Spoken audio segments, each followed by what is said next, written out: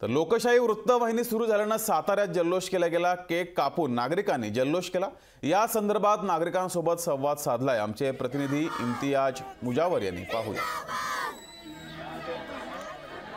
महाराष्ट्राच्या राजकारणामध्ये खऱ्या अर्थानं पत्रकारितेचा विजय झालेला आहे। लोकशाही मराठी गेल्या 15 ते 20 दिवसापासून हा चॅनल बंद होता, मात्र सुप्रीम कोर्टाने हा चॅनल आता पुन्हा सुरू करण्याचे आदेश दिले आणि आता लोकशाही मराठी जिंकलेली आहे। संपूर्ण लोकशाही जिंकलेली आहे। पत्रकारितेतील 14 स्तंभ जिंकलेला आहे आणि याच धर्तीवर संपूर्ण महाराष्ट्रात जल्लोष सुरू आहे। मी आहे आता सातारा जिल्ह्यामध्ये। सातारा जिल्ह्यातल्या संपूर्ण नागरिकांचा मध्ये उत्साह आहे। चॅनल पुन्हा सुरू झालेला आहे। ग्रामीण भागात देखील लहान मुलांपासून शेतकऱ्यांपर्यंत लोकशाही चॅनल आजपासून पुन्हा सेवेत रुजू झालेले आहे। सगळ्यांच्यात आनंद व्यक्त होतोय। आपल्या समवेत आहेत काही शेतकरी, या ठिकाणी आपण त्यांच्याशी बातचीत करणार आहोत। चॅनल आजपासून सुरू झाल्यामुळे काय प्रतिक्रिया आहेत आपल्या? आज गेल्या महिन्याभरापासून लोकशाही चॅनल हा सरकारने बंद पाडला होता, तो आता 1 महिन्यानंतर लोकशाहीचा विजय होऊन कोर्टात केस चालू होती, त्याच्यावर लोकशाहीला ती केस जिंकलेली आहे आणि तो चॅनल चालू झाल्याबद्दल आमच्या लोकशाहीला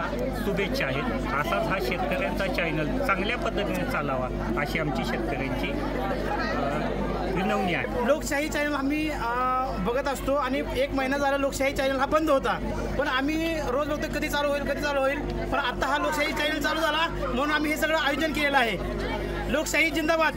लोकशाहीचे आभार आणि सुप्रीम कोर्टाचे आभार की आम्हाला असे जे आमच्या आजूबाजूच्या ज्या घडणाऱ्या गोष्टी आहेत त्याचं ज्ञान आम्हाला या लोकशाही चॅनलमधून मिळतं। आज खऱ्या अर्थानं लोकशाही जिंकली असं म्हणता येईल। लोकशाही नक्कीच आपण हा जल्लोष हा संपूर्ण विद्यार्थ्यांचा आणि शेतकऱ्यांचा संपूर्ण या ग्रामीण भागात असणारा हा जल्लोष आपण पाहतो।